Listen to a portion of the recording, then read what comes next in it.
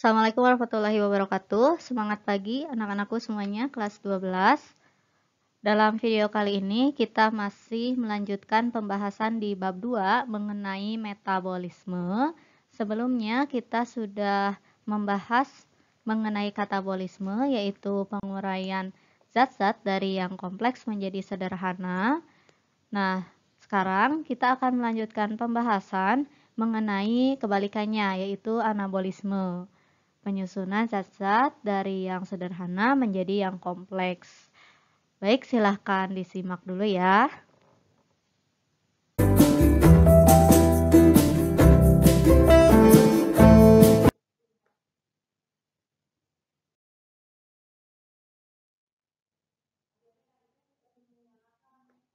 Ya, seperti yang sudah kita bahas tadi, anabolisme atau nama lainnya adalah asimilasi ya, yaitu penyusunan senyawa sederhana menjadi senyawa yang lebih kompleks. Nah, berbeda dengan katabolisme yang menghasilkan energi, anabolisme atau asimilasi justru membutuhkan energi. Energinya bisa berasal dari cahaya, bisa juga berasal dari reaksi kimia. Maka di sini kita akan membahas dua macam contoh anabolisme, yaitu fotosintesis yang energinya berasal dari cahaya, foton ya, dan kemosintesis yang energinya berasal dari zat atau reaksi kimia. Nah, coba kalian lihat, ini adalah proses sederhananya ya dari fotosintesis. Kita sudah belajar fotosintesis itu dari SD ya. Kita tahu bahwa fotosintesis menggunakan energi dari cahaya matahari yang diserap oleh zat hijau daun atau klorofil. Kemudian fotosintesis juga memerlukan karbon dioksida dan air H2O, kemudian akan menghasilkan oksigen dan glukosa. Ini adalah reaksi umumnya ya, reaksi umumnya terdiri dari reaksi reduksi dan oksidasi. Di sini 6CO2 bereaksi dengan 12H2O akan menghasilkan C6H12O6 atau glukosa, kemudian 6O2 dan 6H2O. Berarti H2O yang dihasilkan itu H2O yang dibutuhkan 12 dikurang 6 ya, jadi 6H2O. Kemudian fotosintesis itu terjadi di tumbuhan. Tumbuhan, kalau kalian masih ingat pelajaran kelas 11 tentang jaringan tumbuhan, tumbuhan itu memiliki organ-organ, salah satunya adalah daun. Di daun itu memiliki jaringan palisade. Jaringan palisade dan spons adalah jaringan pada daun yang paling banyak melakukan fotosintesis karena di sana paling banyak terdapat kloroplas. Ada dua tahapan dalam reaksi fotosintesis, yaitu reaksi terang dan reaksi gelap atau siklus Kelvin.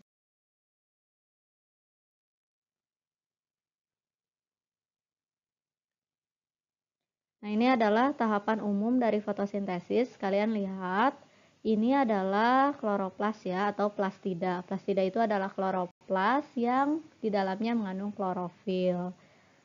Nah, secara garis besar, reaksi terang dan reaksi gelap itu ada di kloroplas. Kalian lihat bagian ini, bagian yang bertumpuk seperti koin, ini disebut grana atau granum. Kemudian satu koin, nah ini disebut tilakoid. Sedangkan bagian yang ada di luar tumpukan koin disebut sebagai stroma. Kita lihat, reaksi terang terjadi di bagian grana, sedangkan reaksi gelap terjadi di bagian stroma. Ketika ada cahaya yang masuk ke dalam tumbuhan, ke dalam daun, dia akan diserap oleh klorofil yang ada di dalam grana. Kemudian H2O juga masuk. Di sana dipecah, ada peristiwa fotolisis dan keluar menjadi O2. Hasilnya, hasil reaksi terang berupa ATP dan NADH akan dipakai saat reaksi gelap atau siklus Kelvin dan menghasilkan NAD+, ADP+, dan fosfat. Kemudian siklus Kelvin membutuhkan CO2 yang selanjutnya diproses sehingga menghasilkan gula atau glukosa.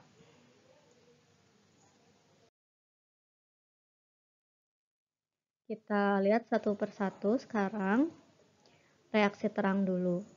Sama seperti namanya juga reaksi terang ya. Berarti reaksi terang itu membutuhkan cahaya. Dari garis besar tadi kita lihat lebih rinci lagi, ternyata di dalam gerana itu terdapat klorofil yang ada di fotosistem. Ada dua macam fotosistem, yaitu fotosistem 1 atau P700 dan fotosistem 2 atau P680. Disebut P700 karena fotosistem 1 bisa optimum menyerap cahaya atau foton dengan panjang gelombang 700 nanometer. Sedangkan P680 akan optimum menyerap cahaya dengan panjang gelombang 680 nanometer. Coba kalian lihat, peristiwa pertama yang terjadi pada proses reaksi terang adalah fotolisis. Foto itu cahaya, lisis itu pecah. Berarti fotolisis adalah pemecahan, bukan cahaya ya, pemecahan air oleh cahaya. Berarti kita membutuhkan H2O. Lihat di sini H2O-nya dipecah menjadi 2H+, setengah O2, dan elektron. Nah, O2 akan dikeluarkan dari tumbuhan, sedangkan elektron akan disampaikan ke fotosistem 2. Di sini P680. Selanjutnya, cahaya juga akan masuk ke dalam fotosistem 2, mengakibatkan elektron hasil fotolisis tadi akan terpental atau tereksitasi. Terpental, lihat ke atas ya, tanda panahnya, terpental, kemudian diserap, ditangkap oleh akseptor elektron primer. Di sini ada ya, primary acceptor. Akseptor elektron primer kemudian mementalkan lagi elektron tadi, ditangkap lagi oleh plastoquinon. Apa itu plastoquinon? Terus di sini ada kompleks sitokrom, terus ada PC itu plastosianin. Nah, ada FD ferredoxin. Ini adalah protein yang tugasnya adalah menangkap dan meneruskan elektron. Kembali lagi ke sini. Setelah ditangkap oleh akseptor elektron primer, elektron kemudian diteruskan ke plastoquinon. Dari plastoquinon, elektron tersebut kemudian masuk ke kompleks sitokrom. Nah, saat di kompleks sitokrom akan dihasilkan energi yang berupa ATP. Setelah itu, elektron dari kompleks sitokrom akan diteruskan lagi ke protein berikutnya, yaitu plastosianin. Dari plastosianin, elektron tersebut diteruskan kembali ke fotosistem 1 atau P700. Nah, dari fotosistem 1, ada cahaya lagi yang masuk ke fotosistem, mengakibatkan elektron yang tadi terpental lagi, kemudian ditangkap kembali oleh akseptor elektron primer. Nah, setelah itu akseptor elektron primer akan meneruskan ke ferredoxin. Dari ferredoxin terdapat dua kemungkinan. Jika elektron tersebut ditangkap oleh NADP plus reduktase, kemudian dia akan bergabung dengan NADP plus dan 2 hidrogen, maka akan menghasilkan NADPH atau NADPH2. Nah, peristiwa tersebut disebut siklus yang non-siklik ya, disebut reaksi terang yang non-siklik. Kenapa non-siklik? Karena non-siklik tidak bersiklus dari sini ke P700 terus ke sini udah aja, tidak kembali lagi. Itu namanya reaksi yang non-siklik, reaksi terang yang non-siklik. Tetapi jika keadaan tidak memungkinkan, misalnya kekurangan air, elektron dari ferroksin itu tidak akan diteruskan ke NADP+ reduktase. Malah dia akan diteruskannya kembali lagi ke plastoquinon, ke sini nih. Nah, sip, ke sini lagi. Dari plastoquinon dia akan ke kompleks sitokrom kembali, terus ke plastosianin, ke P700 lagi, ke akseptor elektron primer, seterusnya. Demikian seterusnya, sehingga kita lihat dia bersiklus. Inilah yang dinamakan sebagai reaksi terang yang siklik. Ini reaksi siklik. Nah, jika kita lihat reaksi terang yang non-siklik akan menghasilkan lebih banyak produk daripada yang siklik. Pada reaksi non-siklik, produk yang dihasilkan berupa ATP dan NADPH2. Sedangkan pada reaksi yang non-siklik, produk yang dihasilkan hanya ATP saja. Nanti bedanya apa yang siklik sama non-siklik kita lihat selanjutnya ya. Nah, kita lihat reaksi terang yang non-siklik, fotosistemnya hanya P700 saja. Dia tidak menggunakan P680, sedangkan yang non-siklik, kedua fotosistem baik P700 ataupun P680 digunakan. Kemudian, yang siklik hasilnya hanya ATP saja, sedangkan yang non-siklik hasilnya bisa berupa NADPH2, ATP, dan O2 hasil dari fotolisis tadi ya. Kemudian tahapannya pada reaksi terang yang siklik hanya terjadi fotofosforilasi saja, yaitu pembentukan ATP. Fosforilasi ya, penambahan fosfat dari ADP menjadi ATP. Nah, kalau reaksi terang yang non-siklik, dia punya dua tahapan, yaitu fotolisis air, pemecahan air, dan fotofosforilasi. Baik, kita lanjutkan.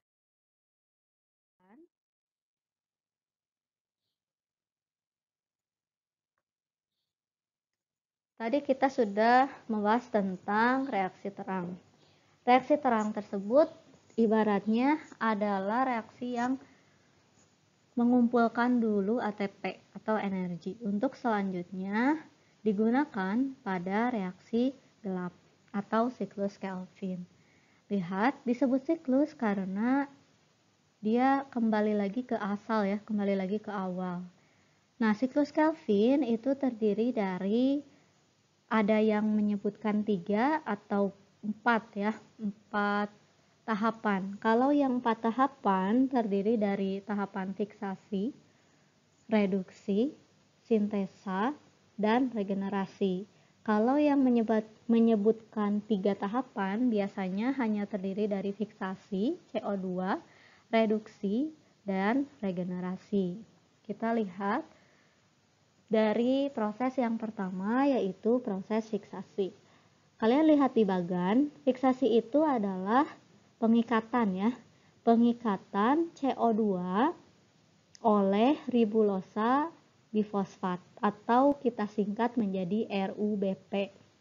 Lihat di sini RUBP memiliki 1 2 3 4 5 karbon dan CO2 memiliki 1 karbon. Karbon di CO2 akan diikat oleh RUBP dan menghasilkan senyawa yang berkarbon 6. Tapi senyawa itu tidak stabil, langsung pecah menjadi 2. Jadi RUBP yang ditambah 1 karbon punya 6 karbon. Si 6 karbon itu dipecah, jadi masing-masing punya 3 karbon. Nah, senyawa yang berkarbon 3 itu disebut fosfoglyceral acid atau asam fosfoglycerat atau kita singkat PGA. Kemudian, itu fiksasi ya. Lanjut ke proses selanjutnya yaitu reduksi. Reduksi itu pengurangan. Apa yang berkurang? Kalian lihat di sini ada 12 ATP masuk keluar menjadi 12 ADP. Berarti yang berkurang di sini adalah fosfat. Dari yang tri, fosfatnya 3 menjadi di, fosfatnya 2. Kemudian di sini juga ada yang masuk 12 NADPH keluar menjadi 12 NADP+. Berarti yang berkurang di sini adalah H ya, hidrogen. Itu yang dinamakan reduksi. Nah, setelah PGA kehilangan ATP dan NADPH, maka dia akan berubah menjadi gliseraldehid 3-fosfat atau disingkat G3P. Kalian masih ingat yang tadi ya? RUBP-nya ada 6. Kemudian berubah menjadi 12 PGA karena ini ada C-nya ada 6 kan? 6 dikali 6, 36. Kalau kita mau membuat yang senyawa karbonnya 3 berarti ada 12. Kemudian ini masih 12 G3P. Nah, 12 G3P ini atau disebut juga PGAL ya, fosfoglyceraldehid di buku yang lain. Kemudian yang 12 G3P ini, 2 G3P itu akan diubah menjadi 1 glukosa. Sisanya 10 G3P akan diubah kembali oleh enzim Rubisco menjadi ribulosa 5-fosfat, kemudian masuk 6 ATP. Nah, terjadilah regenerasi RUBP atau pembentukan kembali RUBP. RUBP jadi 6 lagi. Karena tadi kan 12 dikurangi 2 tinggal 10. 10 kali 5 itu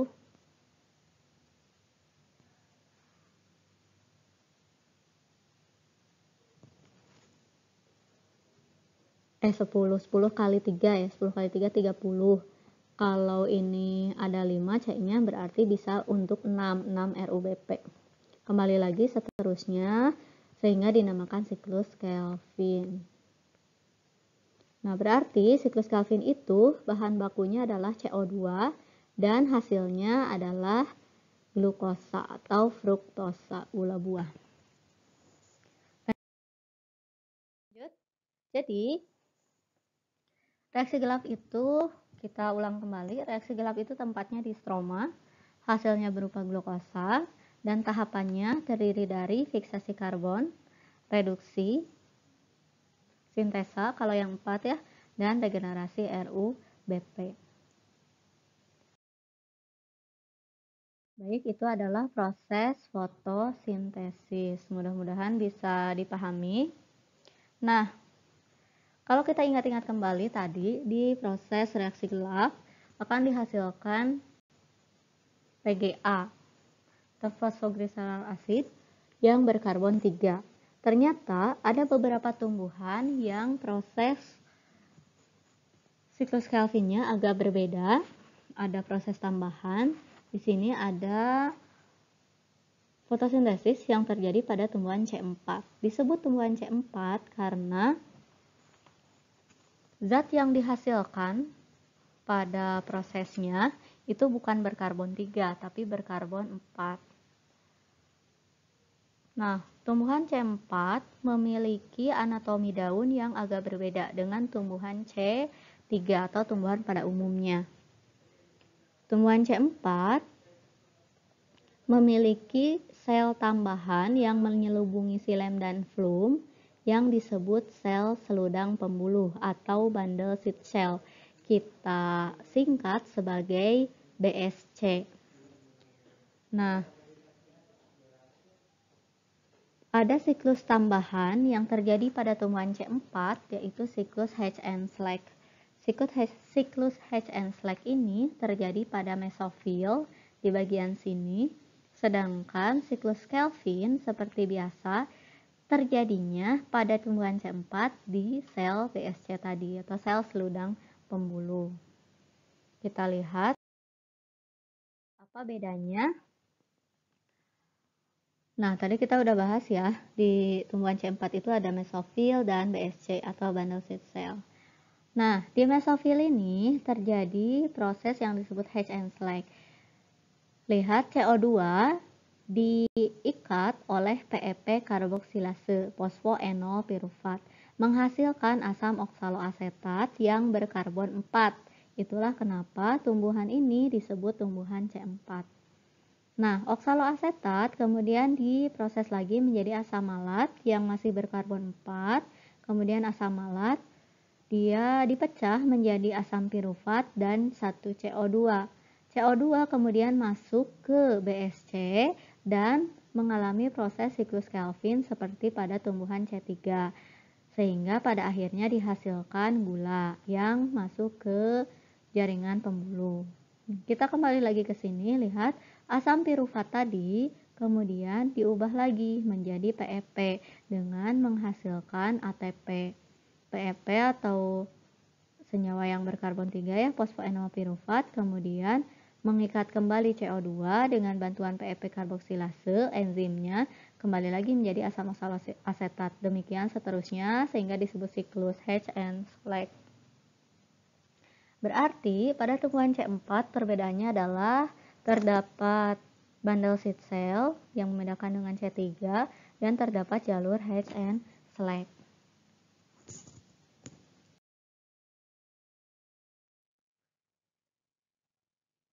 Nah, ada lagi jalur CAM atau Crassulacean ya. Crassulacean, kalau tumbuhan C4 itu biasanya didominasi oleh tumbuhan gramine atau poaceae atau tumbuhan rumput-rumputan seperti jagung, rumput, padi, dan lain sebagainya.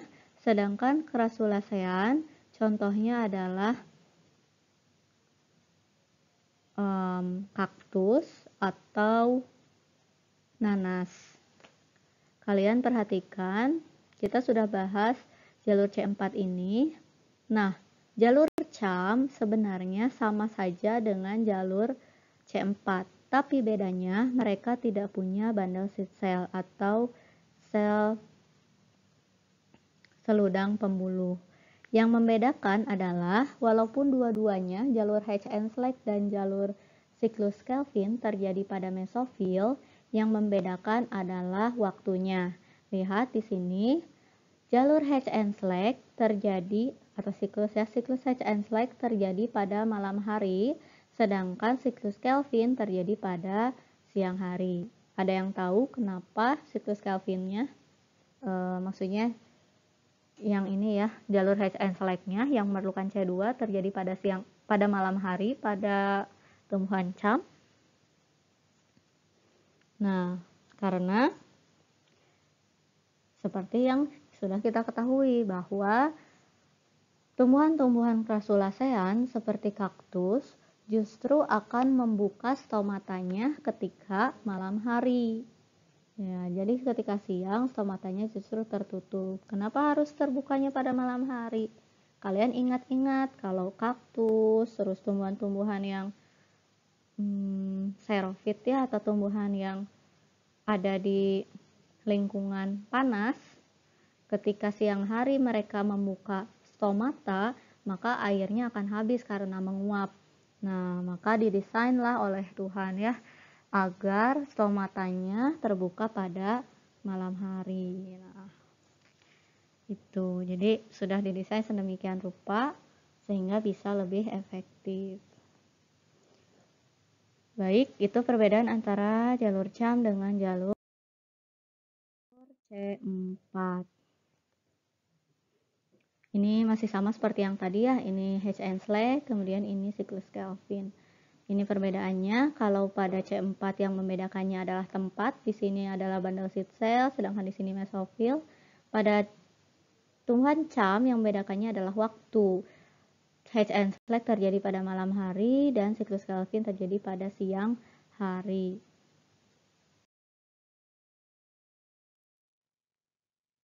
Nah, kalau kita bandingkan kembali dengan tumbuhan pada umumnya, yaitu tumbuhan C3, tumbuhan C3 itu dia tidak punya jalur Hatch and Slack, kemudian dia hanya punya siklus Kelvin yang terjadi pada jaringan mesofil. Kemudian jika C4 tempatnya yang berbeda, Hatch and Slack terjadi di BSC tadi, kemudian siklus Calvinnya terjadi di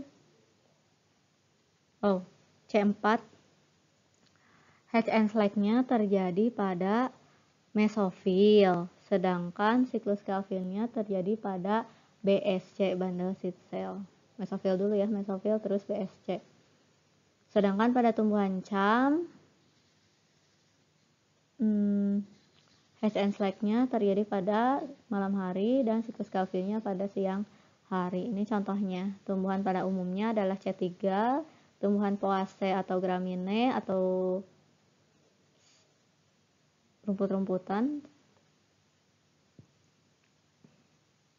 mengalami proses C4, dan yang cam itu terjadi pada tumbuhan Crassulaceae.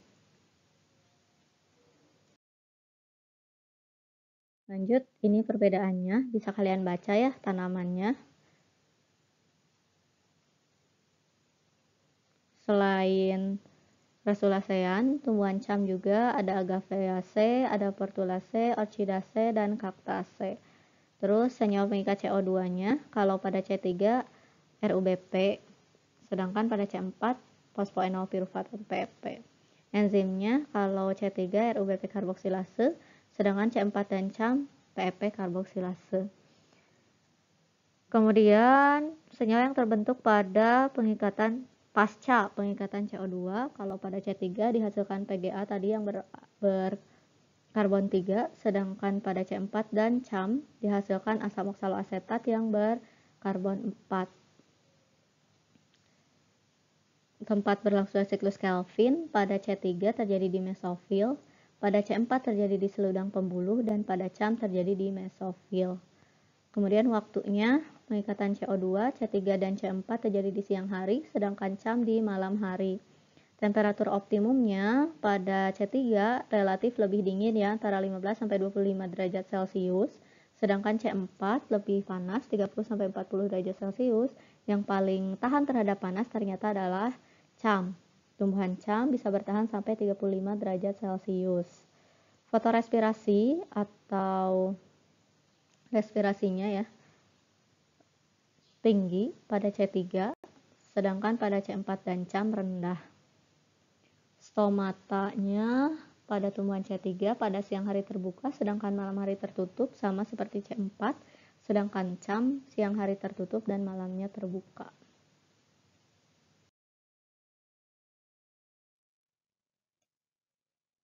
Nah, selanjutnya kita akan membahas mengenai percobaan fotosintesis. Ada beberapa percobaan yang dilakukan tentang konsep fotosintesis. Yang pertama, percobaan Ingenhousz tahun 1799.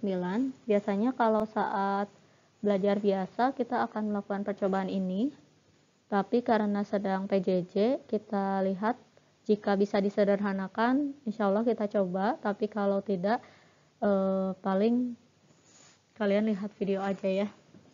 Nah, kalian lihat di sini alat dan bahan yang diperlukannya. Ada corong, kemudian ada tabung reaksi di atasnya, ada beker gelas, ada kawatnya juga, walaupun tanpa kawat pun kita masih bisa melakukan percobaan ini. Kemudian kita menggunakan bahannya itu adalah daun dari tumbuhan air atau Hydrilla verticulata. Kalian bisa menemukan daun ini di tukang akuarium ya, banyak. Nah, kesimpulannya, kalian setelah merangkai ini, kalian akan melihat banyak gelembung yang dihasilkan di tabung reaksi tersebut. Ternyata gelembung itu adalah oksigen yang dihasilkan dari proses fotosintesis. Maka kesimpulan dari percobaan Ingenhousz ini adalah fotosintesis menghasilkan oksigen. Percobaan selanjutnya adalah percobaan Sah. Pada tahun 1883, Sah itu melakukan percobaan dengan cara menutup sebagian daun menggunakan aluminium foil agar tidak terkena cahaya. Setelah itu, setelah beberapa lama, dia biarkan fotosintesis, kemudian dia ambil dan dicuci dengan air terlebih dahulu ya, agar strukturnya tidak terlalu kuat, kemudian dicuci kembali. Tadi kan dididihkan, kemudian dicuci kembali dengan alkohol. Fungsinya itu agar klorofilnya bisa larut dalam alkohol. Setelah klorofilnya larut dan berwarna agak pucat, agak putih, kita tetesi dengan Lugol. Lugol itu adalah reagen untuk melihat kandungan amilum ya dari daun. Kalau berwarna gelap, apalagi hitam, berarti banyak amilumnya. Kalian ingat amilum itu adalah polisakarida yang berawalnya dari glukosa. Berarti kita bisa membuktikan bahwa fotosintesis itu menghasilkan glukosa yang ditumpuk sehingga menjadi amilum. Nah, kalian akan melihat perbedaan antara daun yang ditutup menggunakan aluminium foil sehingga tidak terkena cahaya dan daun yang tidak ditutup. Nah, hasilnya biasanya akan seperti ini. Daun yang ditutup itu lebih cerah warnanya dibanding daun yang tidak ditutup setelah ditetesi Lugol atau iodium, membuktikan bahwa cahaya itu dibutuhkan selama proses fotosintesis, sehingga daun yang ditutupi aluminium foil tidak akan terkena cahaya dan tidak mengalami fotosintesis, sehingga amilum yang dihasilkan lebih sedikit. Namanya apa?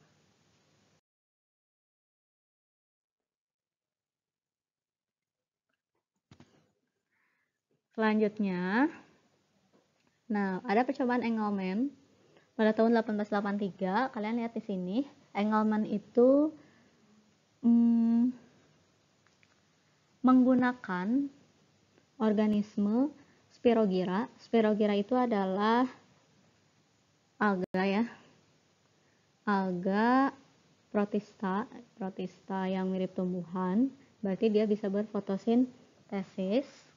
Kemudian dia juga menggunakan bakteri aerob. Aerob di sini berarti dia membutuhkan oksigen. Nah, setelah itu dia menembakkan beberapa spektrum cahaya mulai dari 400 nanometer, 500, 600 sampai 700 nanometer. Kemudian dia biarkan alga tersebut berfotosintesis dan dia melihat hasilnya. Bakteri yang aerob itu akan lebih banyak terkonsentrasi, lebih banyak terkumpul pada daerah yang banyak oksigen kan ya.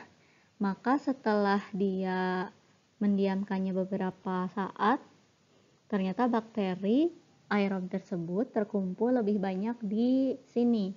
Di sini ya, panjang gelombangnya sekitar 400 sampai 430 nanometer. Dan di sini ini 700, berarti sekitar 680. Maka terbukti cahaya yang paling efektif untuk fotosintesis adalah cahaya nila ini ya, dan ungu, juga merah.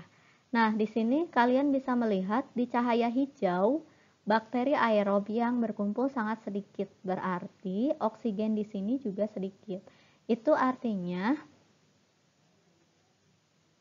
fotosintesis kurang efektif jika menggunakan cahaya hijau. Ada yang tahu kenapa?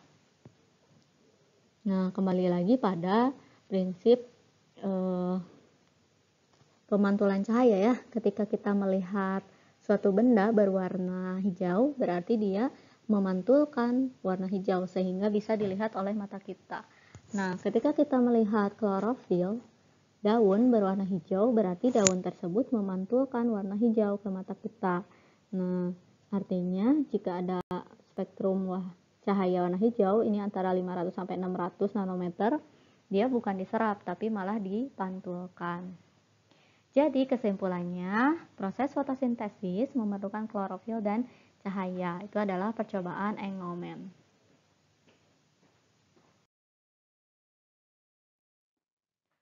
Selanjutnya, kita akan membahas mengenai kemosintesis.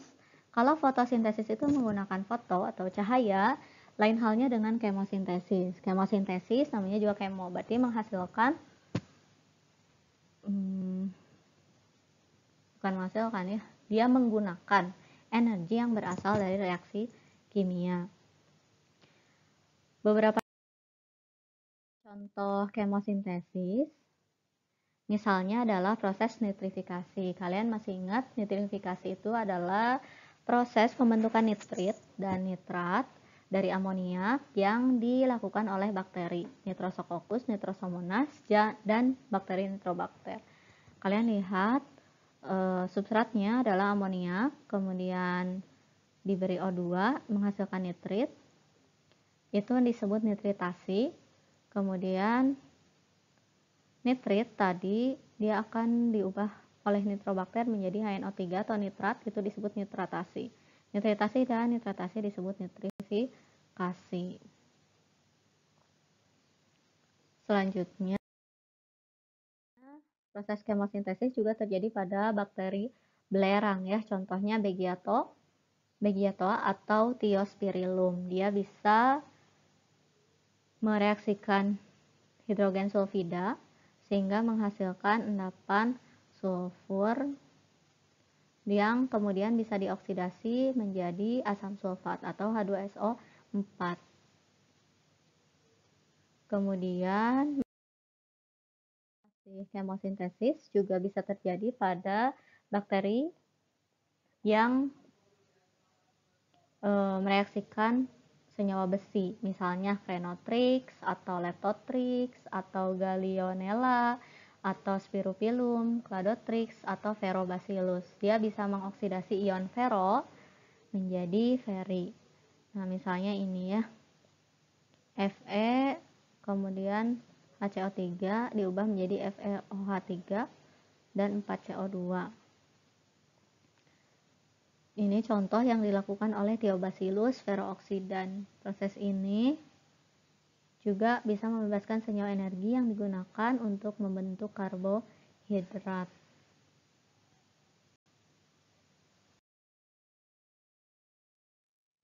Nah, apa perbedaan antara fotosintesis dengan kemosintesis? Jika kita simpulkan, pada fotosintesis, senyawa yang terlibatnya biasanya CO2 dan H2O. Sedangkan pada kemosintesis, senyawa yang terlibat lebih banyak bisa berupa senyawa organik, O2, karbon dioksida, atau H2O. Kemudian dilihat dari tempat berlangsungnya, fotosintesis dilakukan berlangsung di kloroplas, sedangkan kemosintesis berlangsung di pigmen yang semacam klorofil tapi berbeda ya. Kemudian sumber energinya fotosintesis berasal dari cahaya, biasanya berupa cahaya matahari, walaupun cahaya lampu pun bisa ya jika panjang gelombangnya sesuai. Kemosintesis berasal dari senyawa organik yang dioksidasi. Kemudian pelakunya, organismenya, kalau fotosintesis tentu tumbuhan atau alga, atau bisa juga bakteri cyanophyta yang mirip dengan tumbuhan selama dia memiliki klorofil. Sedangkan kemosintesis dilakukan oleh mikroorganisme kemosintetik, biasanya bakteri. Kemudian hasilnya fotosintesis maupun kemosintesis menghasilkan karbohidrat sederhana. Walaupun tadi di kemosintesis ada misalnya senyawa nitrat atau senyawa yang mengandung besi dan lain sebagainya.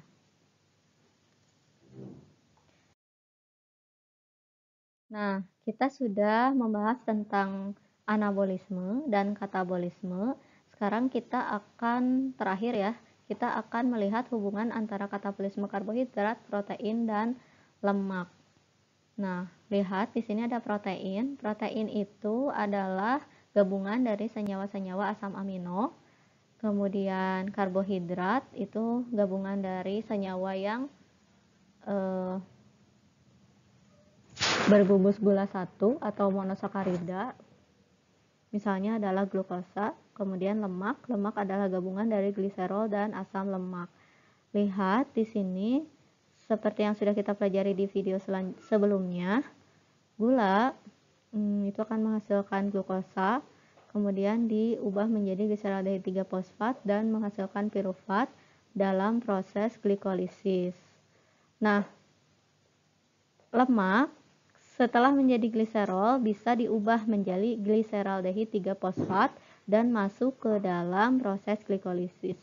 Sedangkan asam lemak yang berasal dari lemak bisa diubah menjadi asetil-CoA yang selanjutnya masuk juga ke dalam proses respirasi aerob untuk menghasilkan ATP. Kemudian, jika protein, asam aminonya bisa mengeluarkan NH3 dan menghasilkan asam pirufat. Bisa juga diubah menjadi asetil-CoA, bisa juga langsung masuk ke siklus asam sitrat dan kembali mengikuti proses respirasi aerob sehingga menghasilkan ATP. Nah, seperti yang kita lihat di sini, berarti baik karbohidrat, lemak maupun protein bisa diubah menjadi ATP atau energi. Namun, seperti yang sudah kita ketahui, sumber utama penghasil energi adalah karbohidrat. Baru kemudian ketika karbohidrat di tubuh kita sudah habis, sudah sangat berkurang, baru lemak yang akan diubah menjadi energi. Setelah semuanya tidak ada, barulah kita menggunakan protein. Maka akan lebih mudah untuk membakar membakar karbohidrat lebih mudah daripada lemak. Untuk membakar lemak, untuk